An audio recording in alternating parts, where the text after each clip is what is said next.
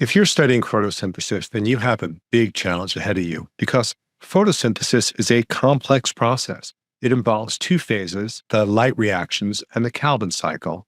You can see some of the complexity of the light reactions in this diagram, but don't worry. By the time this video is over, you'll be able to identify each part and you'll be able to explain the energy transformations that occur in both the light reactions and in the Calvin cycle. That's going to help you on your next test. It's going to help you on the AP Bio exam. And above all, it's going to give you a beautiful sense of what photosynthesis does for us, because photosynthesis is the source of all of our food. It's the source of our oxygen-rich atmosphere. I am so happy to teach you about photosynthesis in this episode of the AP Bio Show. On the show tonight, we're going to have our lesson of the week about photosynthesis. We'll have a song about the light reactions. We'll have a song about the Calvin cycle. We'll have our weekly quiz, and there'll be many tips to help you learn the greatest subject of all, biology. I am Glenn Wolkenfeld, also known as Mr. W. I'm a retired AP biology teacher, and my mission is to help you succeed in AP, IB, or college biology. I'm doing that through this show. I'm doing that through the other videos I have on the Science Music Videos channel. And above all, I'm doing that through my website, learn-biology.com. It's a complete AP biology curriculum approved by the College Board. It's interactive. It's got an associated app called Biomania. And I'm going to tell you more about both of those later on in the show. Before we get started, I want to tell you that I have an AP Bio checklist that tells you exactly what to study related to photosynthesis or any other topic in AP biology. Go ahead, download it. You do that by going to apbiosuccess.com/checklist. Let's start with our lesson, photosynthesis, the big picture. Photosynthesis is a process that is powered by light. That's the photo in photosynthesis, and it's performed by photoautotrophs. Photoautotrophs, that means self-heaters using light. What photoautotrophs do is take carbon dioxide and water as the inputs, and in a reaction that's driven by light, they convert that into carbohydrates. That's the useful product. A waste product is oxygen. Photoautotrophs include plants, but there are other forms as well. There are multicellular algae, such as kelp. There are protists that you might have seen in lab, like Euglena. There are prokaryotic photoautotrophs, including cyanobacteria, a kind of bacteria, and purple sulfur bacteria, which do a quite different form of photosynthesis. What's the chemical equation for photosynthesis? Is it endergonic or hexergonic? Here's the equation. 6 carbon dioxides are combined with 6 water molecules, and in a reaction driven by light energy, that produces glucose, C6H12O6, and 6 oxygen molecules. This is endergonic because 2 low-energy inputs, carbon dioxide and water, are combined to form a high-energy output. It reduces entropy, and you can see that there are 12 reactant molecules, 6 carbon dioxides, 6 waters, but only 7 molecules on the right side of this arrow. That includes 1 glucose and the 6 oxygen molecules. So the system is taking highly diffuse, unorganized carbon dioxide, and it's organizing it into molecules like carbohydrates that get formed into cellulose, that get formed into all the parts of plants. Photosynthesis has been around for a very, very long time, about 3.5 billion years. That's based on fossil and chemical evidence. And that's relatively close to the emergence of life itself, which emerged at about 3.8 billion years ago.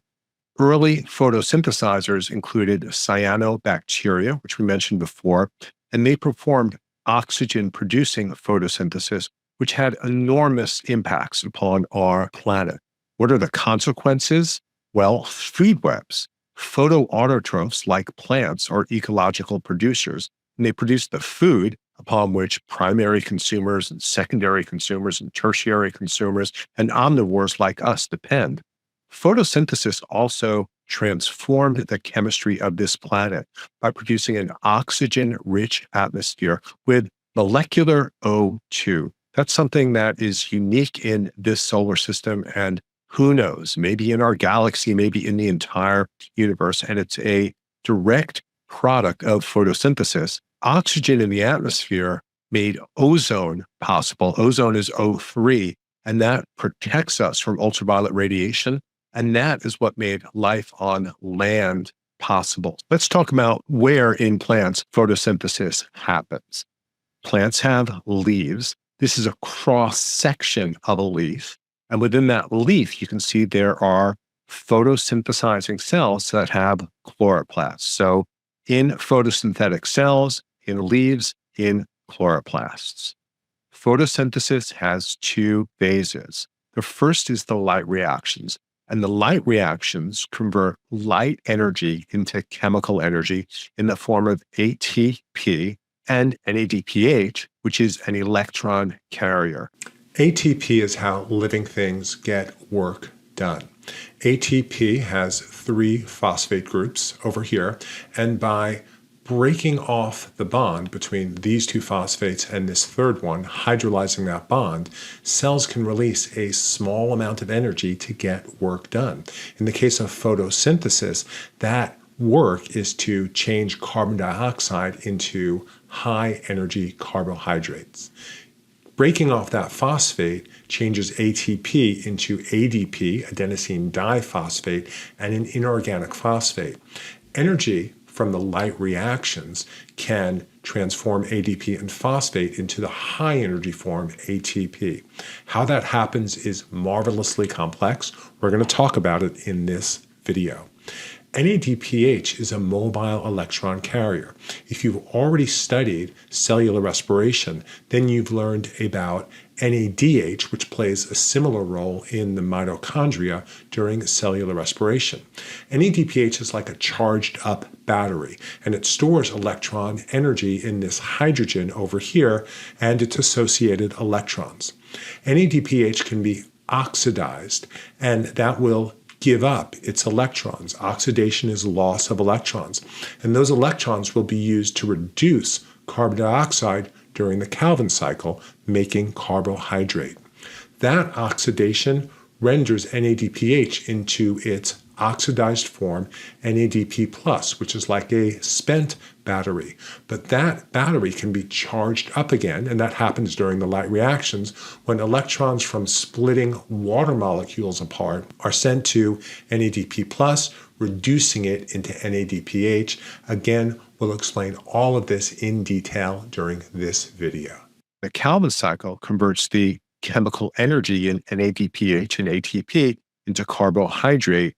And as it does that, it takes carbon dioxide out of the atmosphere and fixes it. It makes it into solid form in carbohydrate. We can now proceed into the light reactions. There are 4 energy transformations that occur during photosynthesis, and 3 of them occur during the light reactions. The energy starts as light energy from the sun. It then gets converted into a flow of electrons. So it's like a solar panel taking light energy and making it into electricity. That electric energy is used to power the creation of short-term chemical energy, ATP and NADPH. These 3 transformations are what happened during the light reactions. And then during the Calvin cycle, ATP and NADPH are used to pull in carbon dioxide from the atmosphere and create long-term chemical energy in the form of glucose and other carbohydrates.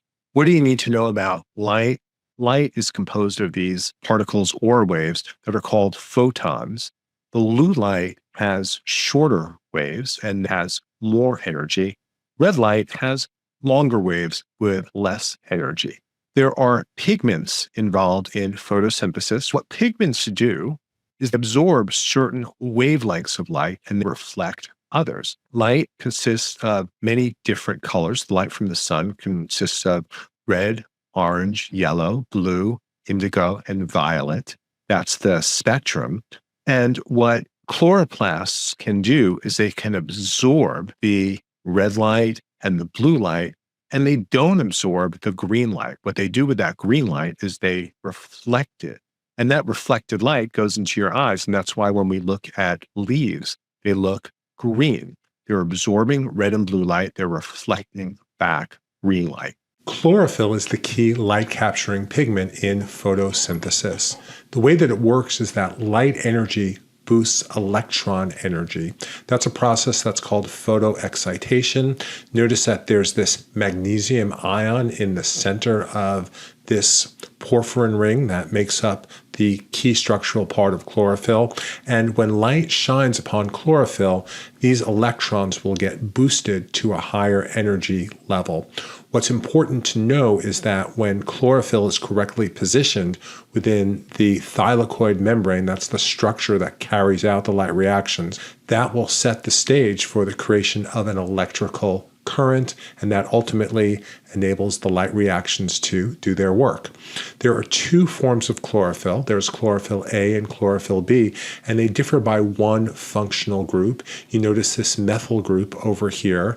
The other functional group can be a carbonyl group. I don't remember which functional group is associated with which form of chlorophyll, and you don't have to remember that either.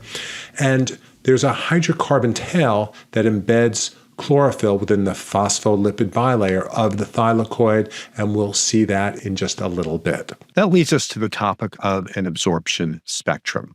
An absorption spectrum is the amount of light that's absorbed at different light wavelengths. So here you see a graph that includes the two chlorophylls and a third pigment that's called a carotenoid. And you can see how the amount of light energy that they absorb is slightly different. This darker line over here is chlorophyll A, and you can see it's absorbing a little bit more in the red part of the spectrum than chlorophyll B is, but chlorophyll B is absorbing a little bit more light in the blue part of the spectrum, and other pigments are available, such as these carotenoids, that can pass off energy to chlorophylls during photosynthesis. This is about molecular diversity. And that molecular diversity enables leaves to harvest more of the energy of light from the sun and then convert it into chemical energy. The absorption spectrum is related to, but not exactly the same as the action spectrum.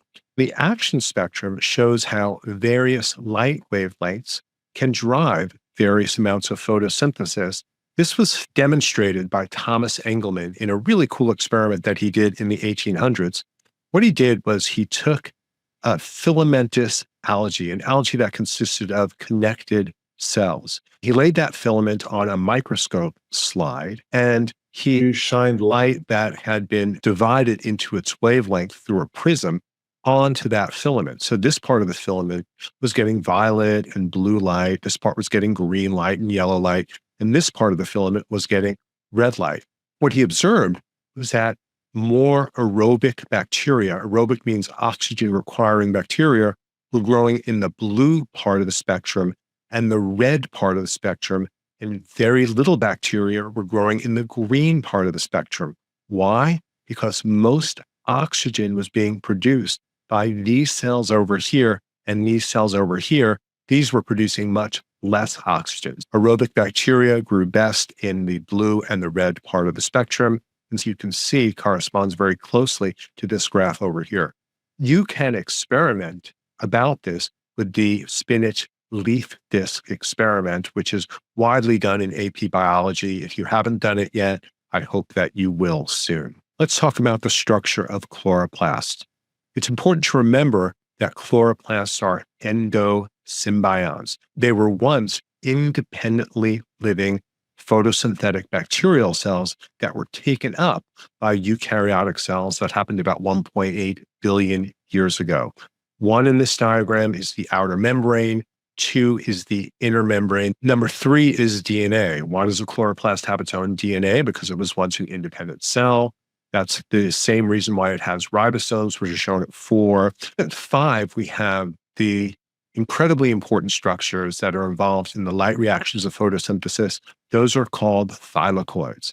And thylakoids are membrane-bound sacs, and they contain the membrane-bound photosystems. We'll talk about that in a minute, and chlorophyll for the light reactions of photosynthesis. They're organized into stacks called grana. So this stack of thylakoids is called a grana. Granum is singular. And outside of the thylakoids is the stroma. That's shown at number 6, the cytoplasm of the chloroplast. It contains DNA and ribosomes, and it's where all of the Calvin cycle occurs. That's where the enzymes for carbon fixation and the Calvin cycle are found. That's in the stroma. What do the light reactions produce? Where do these reactions occur? What are the inputs and the outputs? The light reactions convert the energy in light into the chemical energy of NADPH and ATP. That happens in the thylakoids, shown right over here. And the outputs are NADPH, ATP, and oxygen is an output, but it's not a useful product, at least not for the plant. It's a waste product.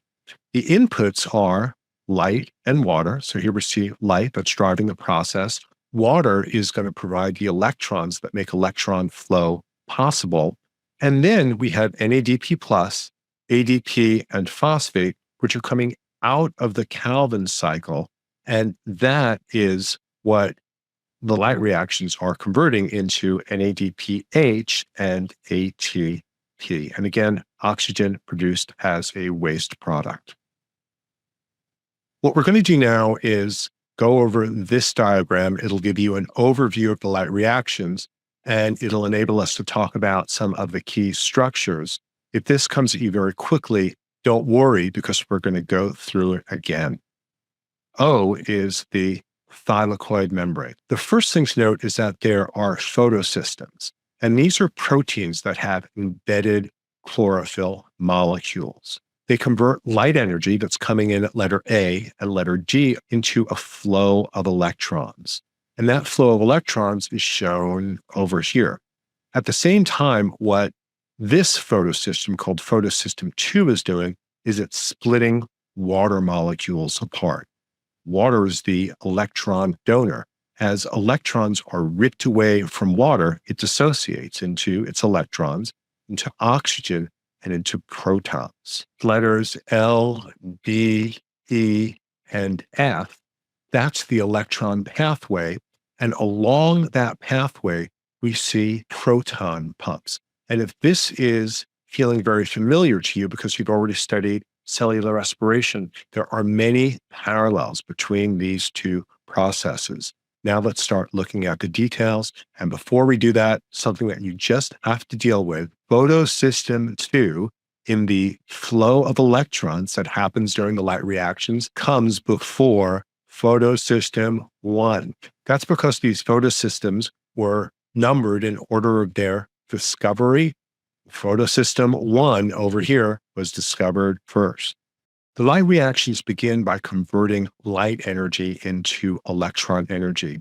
Here's an antenna complex, an array of chlorophyll molecules that work together to trap light energy. And here's how the system works. What happens is that light comes in, it boosts electrons from chlorophylls, which move from one chlorophyll to the next until they get to a special chlorophyll molecule called P680. When its electron gets boosted, it goes to an electron transport chain and starts to flow. We can see how the light reactions create ATP. Photoexcitation of chlorophylls in photosystem 2 leads to a flow of electrons along this electron transport chain in the thylakoid membrane.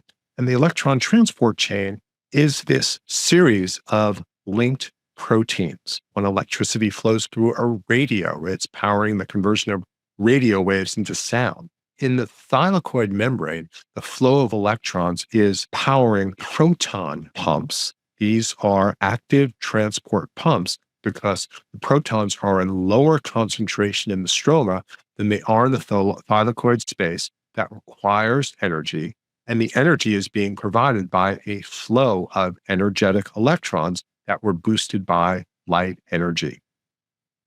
Here we can see this process happening. Light's coming in. Here we have this electron flow over here, and here we can see how the proton pump is pumping electrons from low concentration in the stroma to high concentration in the thylakoid space. Here you can see the gradient that's created as a result of proton pumping. Protons are trapped in this thylakoid space. They're in much higher concentration in the thylakoid space than they are in the stroma. How did the protons get there? They were pumped by these proton pumps that are arrayed all along the outside of the thylakoid membrane. The protons want, I put that in scare quotes because protons don't want anything, but their tendency is to diffuse back into the stroma. Why? First of all, it's simply because of diffusion. Things move from higher concentration to lower concentration, but there are other factors at play as well. First of all of these protons have positive charges. Like charges repel one another. So all of these protons are pushing against one another. At the same time, there are all of these positive charges here, and there are many fewer positive charges over here. So there's actually an electrochemical gradient where protons are being pulled across the membrane at the same time as they're being pushed away from one another. Water splitting that happens over here, which is used to provide electrons for the electron transport chain, that also provides additional protons because as water is pulled apart, it becomes oxygen, protons, and electrons. So that's enhancing the proton gradient. All of those trapped protons in the thylakoid space are like water trapped behind a dam. Throughout the world, engineers have used trapped water behind dams to direct water through a turbine to generate electricity. Well, these trapped protons in the thylakoid space are a source of potential energy, and they're also going to be used to carry out a certain function, not generating electricity though. What those protons are going to do is they're going to diffuse through ATP synthase from the thylakoid space back to the stroma. ATP synthase is a proton channel. It's also an enzyme, and it's the only way that protons can get out of the thylakoid space and get back to the stroma. Here's an animation that shows ATP synthase at work. As protons diffuse through this part over here, it causes conformational change in this part, which has binding sites for ADP and P, and that generates ATP. ATP synthase is a remarkably complex molecule. It's also found in mitochondria. Here's a recap of the whole process of ATP synthesis. Light comes in, it stimulates photosystem 2. Photosystem 2 does a couple of things. One is it starts a flow of electrons that leads proton pumps to pump protons from the stroma to the thylakoid space. That creates a gradient. That gradient is enhanced by water splitting that also occurs in photosystem 2. This electrochemical gradient is something that powers the diffusion of protons through ATP synthase. And it's very important to remember that. We have proton pumping over here, that's active transport. What we have over here is facilitated diffusion. The energy is already in this gradient. And as protons diffuse from the thylakoid space back to the stroma, their kinetic energy is used to create ATP from ADP and phosphate. That's how photosynthesis creates ATP. I've now got a song that I'm going to play for you, which talks about how non-cyclic flow is this flow that we've been talking about from photosystem 2 to photosystem 1 generates ATP. Electron flow in chloroplasts happens along pathways in which photosystems harvest light and send electrons on their way. A photosystem is a protein complex in the thylakoid membrane that sends electrons to an electron transport chain. The non-cyclic pathway is one way electrons flow. As photosystems harvest light, away electrons go. Electrons stream from photosystem 2 to photosystem 1, a current that's powered by the sun. Photosystem 2's antenna complex starts a photon capture. Electrons bounce in response with energetic rapture. And all around the world, from Berkeley down to Haiti, electrons find reaction center P680. There, these electrons bounce like a ball, but unlike all the times before they rise but do not fall, a primary electron acceptor grabs them away, leaving the reaction center in an oxidized state.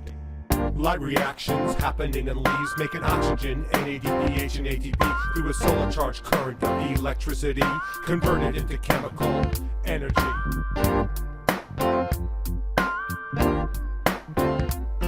That electron acceptor in the thylakoid membrane sends electron over to the electron transport chain, a series of proteins that takes these electrons and uses their energy for pumping protons. From the stroma to the thylakoid space, packs positive protons into that tiny place. Like charges repel, diffusion gradients created. If a proton could diffuse out, it would be elated. But the lipid bilayer prevents proton oozing. No way there's gonna be any simple diffusing. There's only one port through which protons can travel. It's the ATP synthase channel. The ACE tells you this is an enzyme which makes ATP all the time. It has binding sites for ADP and P and channels for diffusing protons whose kinetic energy changes the binding site's conformation. Binding ADP with P, which for your information is how thylakoids make ATP, life's key form of energy.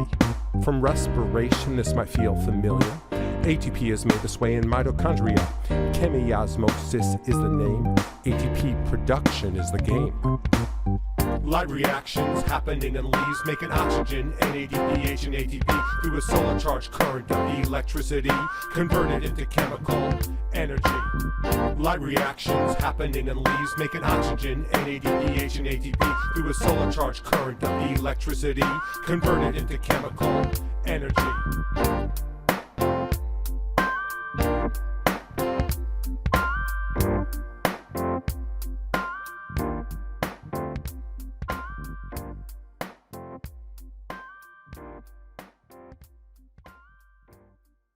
Okay, so we've seen through my description and through my seeing how the light reactions create ATP. And now what we can do is we can move on to seeing how NADPH is created. What happens with NADPH creation is that we have at letter E over here, photoexcitation of chlorophylls that are in photosystem 1. That generates electron flow along a second electron transport chain, which is shown over here. And that's the electron transport chain of photosystem 1. In photosystem 1, those electrons flow to an enzyme that's called NADP plus reductase, which is capable of taking NADP plus and reducing it. And it reduces it to NADPH. And that's how we get reducing power for the Calvin cycle. So now we've seen the production of both products of the light reactions, ATP and NADPH. A really great graphic representation that will help you understand this and remember it is called the Z scheme. And the Z scheme has electron energy as its y-axis. Light from the sun is going to be boosting electrons in photosystem 2. Those electrons go to a much higher energy level. They're grabbed by what's called a primary electron acceptor. That's a protein in the thylakoid membrane that sends those electrons along an electron transport chain. As those electrons flow, they flow through proton pumps, and as we've seen, that powers the formation of ATP from ADP and phosphate. At the same time, this light that shines on photosystem 2 is also used to split water molecules that generates electrons for electron flow. It enhances the proton gradient, and it creates oxygen. Now, we've also seen that light coming into photosystem 1 will lead to boosting of electrons. They'll flow to a second electron transport chain to NADP plus reductase, which will take NADP plus and reduce it to NADPH. So there we have the entire light reactions beautifully summarized by the Z scheme. If you need more support, you should complete the tutorials that I've put together for you on learn-biology.com. On learn-biology.com, you'll get the confidence and the skills that you need to ace your biology course. And in May, the AP Bio exam. Learn-biology.com is 100% aligned with the College Board's AP Bio standards. It's been approved by the College Board for use as a textbook alternative. And that's why hundreds of AP Biology teachers and many thousands of AP Biology students are using learn-biology.com to learn AP Biology to get themselves ready for success in their course. What's on learn-biology.com? We've got interactive tutorials that have readings, videos, flashcards, and quizzes that teach you everything you need to know about every topic in the AP Biology curriculum. Those interactions include multiple choice tests, click and drag diagrams, identify the part diagrams, free response diagrams, and they're all interactive. They give you positive feedback for correct responses. And if you get something wrong, you get hints and repetition until you wind up getting it right. It's like you have a tutor at your beck and call 24/7, ready to teach you biology, ready to give you feedback. We have student learning guides that guide you through the tutorials. When it gets to be time to review for the AP Bio exam, we have fantastic resources, practice FRQs, we've got review flashcards, multiple choice reviews, click on challenges, which are games where you click on diagrams and you can basically play your way to AP Biology mastery. For teachers, we have student performance monitoring, a kind of grade book that lets you see how your students are doing as they complete the tutorials on learn-biology.com. And free trials are available for teachers and students. Don't wait. Sign up today. You will learn so much biology. You'll love it. The Calvin cycle follows the light reactions.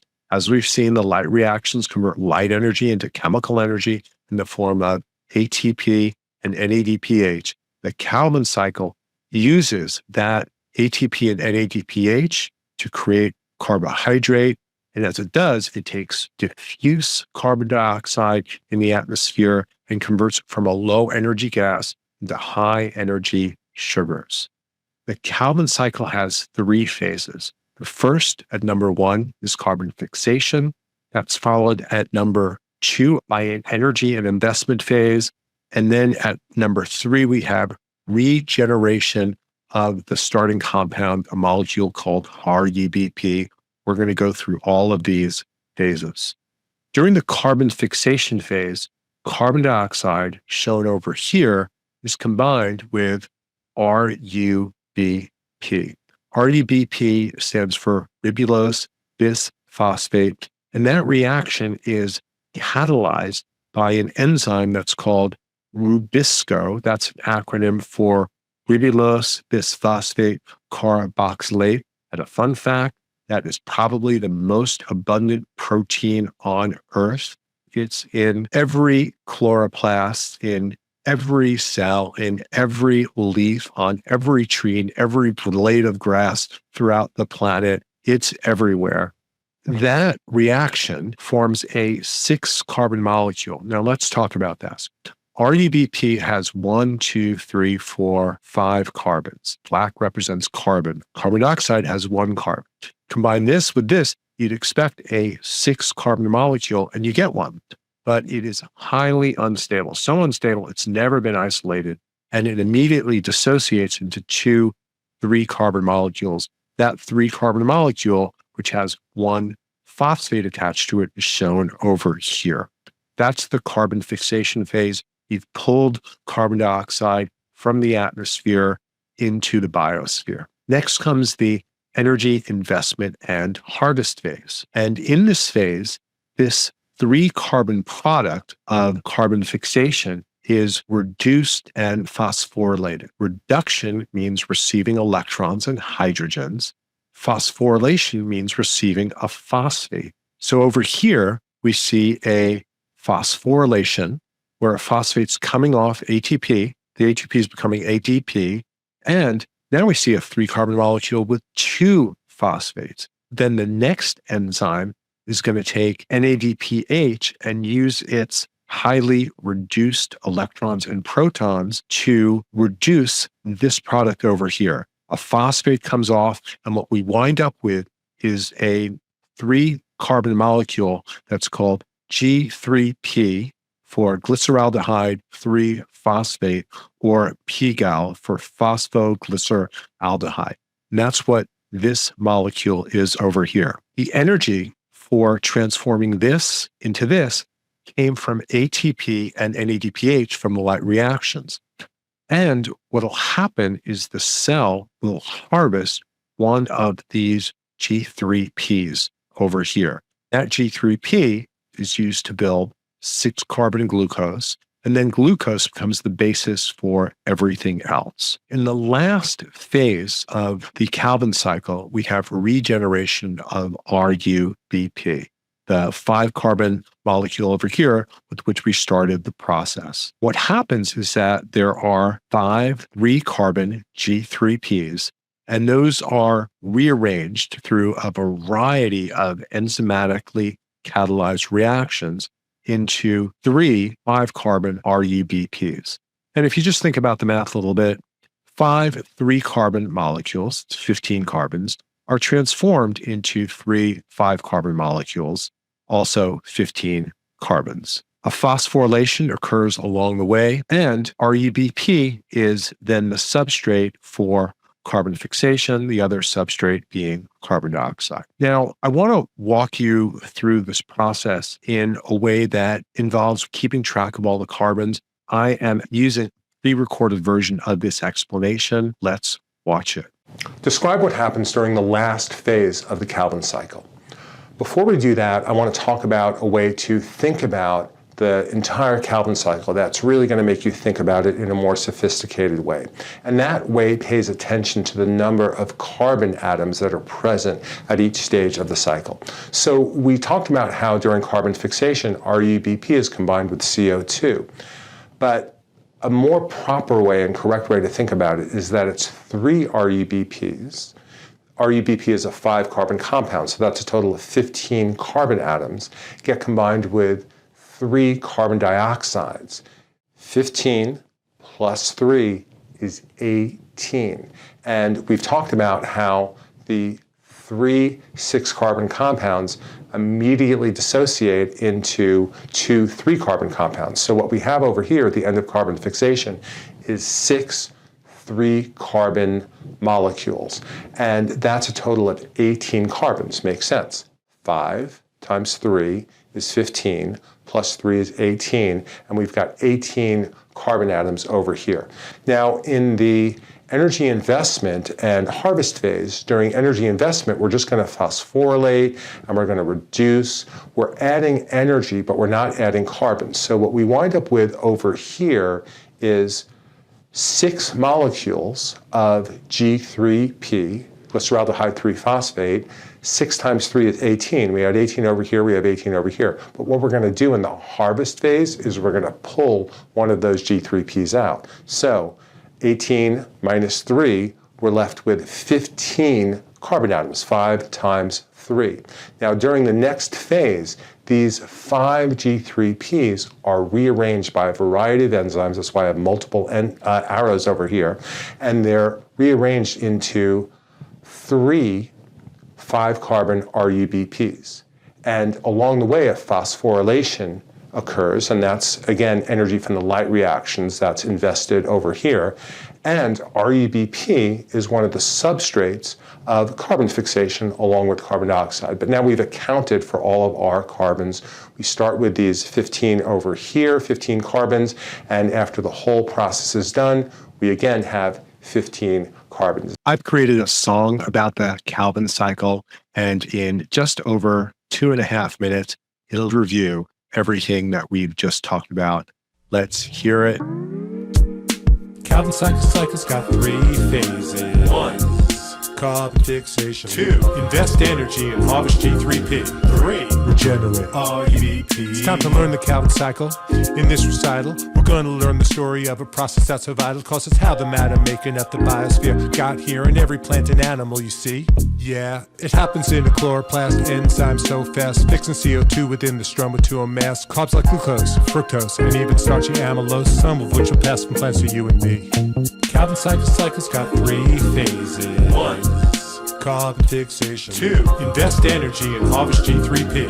3. Regenerate. RUBP. The process has 3 phases. First is carbon fixation. An enzyme called rubisco combines CO2 with 5 carbon. RUBP stands for ribulose bisphosphate. The 6 carbon product immediately disintegrates, leaving us with 2 3-carbon molecules, setting up conditions for Calvin cycle phase 2. Enzymes take these molecules of carbons 3 and give them energy from NADPH and ATP. NADPH and ATP were generated in the light reactions that they used to make the Calvin cycle happen. Makes glyceraldehyde 3-phosphate G3D, the harvestable product used for carbohydrate energy. Calvin cycle's got 3 phases.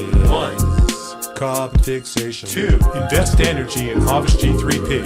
3. Regenerate. RUBP. Now on to phase 3, regenerate RUBP. An enzymatic team takes 5 G3Ps, reorganizing them, which requires ATP, synthesizing 3 5-carbon RUBPs. We're at the cycle's end, but also its commencement. Rubisco's primed to work with RUBP as a catalyst. Rubisco, it's in chloroplasts and ginkgo species, roses, beeches, ferns, pines, peonies, and all the algae in the seas. Rubisco, it's the carbon fixer. It's the reason why you're here. It brings the carbon in your ear, toes, hair, and derriere into our biosphere. Don't underestimate Rubisco's worth. It's the most abundant protein on planet Earth. Calvin cycle's got 3 phases. 1. Carbon fixation. 2. Invest energy and harvest G3P. 3. Regenerate. RUBP. Calvin cycle's got 3 phases. 1. Carbon fixation. 2. Invest energy and harvest G3P. 3. Regenerate. RUBP. Now it's time for our weekly quiz. So we're going to go up to learn-biology.com. We're going to filter our questions, so we're only going to do the questions about photosynthesis. First question. Inhibitor A affects chloroplast function. Scientists conducted an experiment on the effects of inhibitor A on oxygen production and ATP synthesis in illuminated chloroplasts. That means under the light.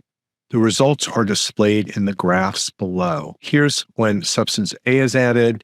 And for those of you who are listening, it has really no effect on oxygen production, but it does have a big effect on ATP synthesis, which after 15 minutes, it drives down to 0. Which of the following conclusions about inhibitor A is most consistent with the results of this experiment? First choice, it inhibits the proton gradient. Second choice, it inhibits the reduction of NADP+. Third choice, it inhibits the proton gradient and the reduction of NADP+. Fourth choice, it does not inhibit the proton gradient or the reduction of NADP+. So let's think about this. It is not having any effect on oxygen production, but it is having a big effect on ATP synthesis. And I am thinking about what happens during the light reactions of photosynthesis, where at the beginning of photosystem 2, we have the splitting of water, and that results in the production of oxygen. Here we have something that doesn't affect oxygen production, but does affect ATP synthesis. So I think that it's the first answer. Let's see. Yes, if inhibitor A's effect was to allow the light reactions to power electron flow, shown at L, D, E, and F, but inhibit the creation of a proton gradient, shown at J, then we would observe the continued release of oxygen, but the cessation of ATP synthesis, and that's exactly what we see. Next question. The diagram below shows the photosynthetic electron transport system found in the thylakoid membrane. Imagine that all of the proteins on the thylakoid membrane were oriented in the opposite direction, so that portions facing a thylakoid space were facing the stroma and vice versa. Which of the following would be the effect on carbon fixation? First choice, less carbon dioxide would be fixed because NADPH and ATP would not be readily available to power the Calvin cycle. Second choice, more carbon dioxide would be fixed because more NADPH and ATP would be available to power the Calvin cycle. Third choice, there would be no effect on the amount of carbon dioxide fixed because the Calvin cycle also occurs in the thylakoid space. Fourth choice, less carbon dioxide would be fixed because light would excite fewer electrons. I'm thinking that if all of these proteins were reversed, including ATP synthase, then what we'd have is ATP and NADPH would accumulate in the thylakoid space, and therefore they wouldn't be available in the stroma, which is where the Calvin cycle occurs. That makes this first choice over here look pretty good. And the response we're getting is excellent. The Calvin cycle occurs in the stroma, and it relies on the light reaction for NADPH and ATP. If ATP and NADPH were created inside the thylakoid space, then these molecules would not be available to drive the Calvin cycle. Next question, H2O18. And for those of you who are listening, that means that there's a superscript 18 on the oxygen, is water with a radioactive isotope of oxygen. In a demonstration of plant metabolism, plants are watered with H2O18 and then placed in the light for 4 hours. Afterward, the chemicals in and around the plants are analyzed for traces of radioactivity. Which of the following would contain radioactive oxygen atoms after 4 hours? Choice 1, protein. Choice 2, glucose.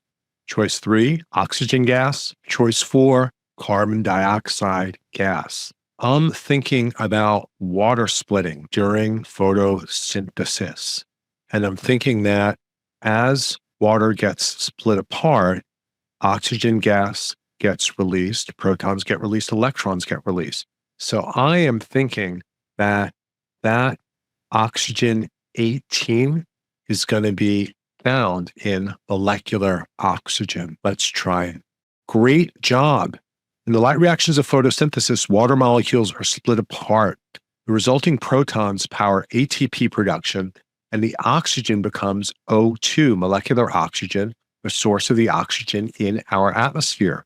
If water's oxygen atoms were radioactively labeled, these same radioactive atoms would emerge later as radioactive oxygen gas. And here you see that 18O2. Next question. 4 different biological molecules are represented in the diagram below. Molecule A is glucose. Molecules B, C, and D are composed of glucose subunits that are covalently linked together. The process most directly responsible for creating molecule A, glucose, is choice 1, glycolysis. Choice 2, the Krebs cycle. Choice 3, the light reactions of photosynthesis. Choice 4, the Calvin cycle.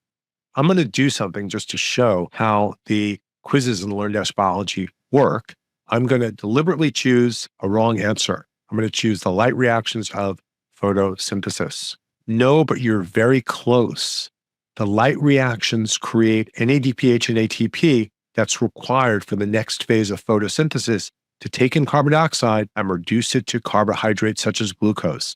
What is that next phase called? And I'm thinking to myself, of course, it's called the Calvin cycle. And I'm going to remember that for the next time this question comes around. Next question. In an experiment on the rate of photosynthesis in a plant, scientists measured a leaf's net uptake of carbon dioxide from the external environment over a range of absorbed light intensities.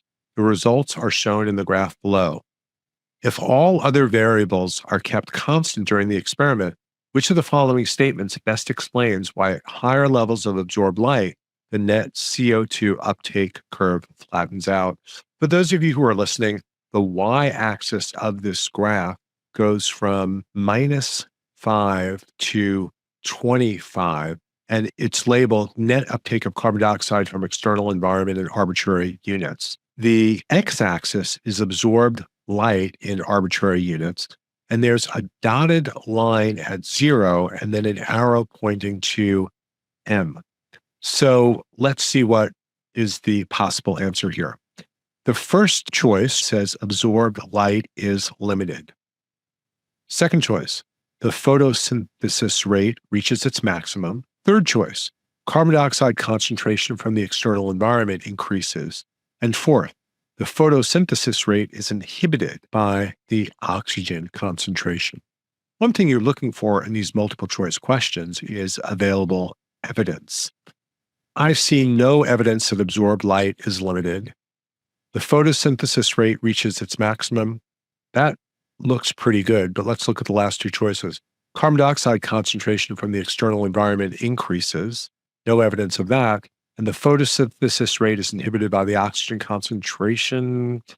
I don't know that that even happens, so that doesn't sound like it's good biology. Let's go with the second choice. Yes, based on the graph, it looks like beyond a certain level of absorbed light intensity, about 300 units, the rate of photosynthesis reaches its maximum. Next question. Rubisco is the key enzyme involved in carbon fixation during the Calvin cycle. Depending on the temperature and availability of carbon dioxide, Rubisco can function as a carboxylase or as an oxidase. As a carboxylase, it combines carbon dioxide with 5-carbon molecule called RUBP. This produces 2 molecules of PGA, as shown below. As an oxygenase, Rubisco uses oxygen instead of carbon dioxide. These functions are summarized in the table below.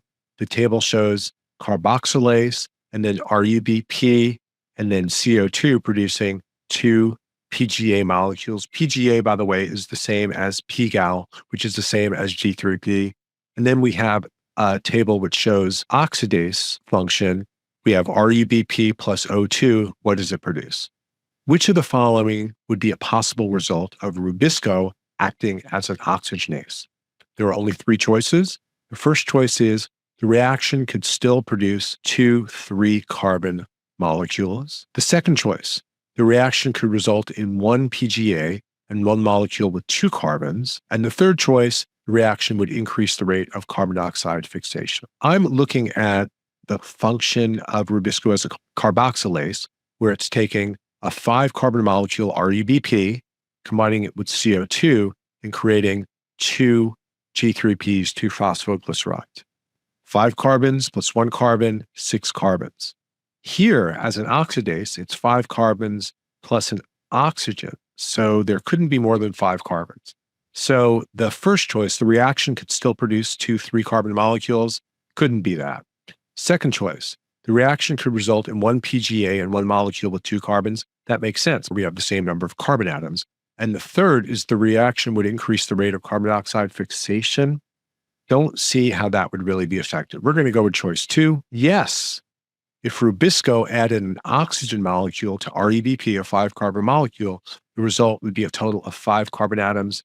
These 5 carbons are, in fact, used to create 1 carbon PGA and 1 2-carbon molecule called phosphoglycolate. Here we have it. That's called photorespiration.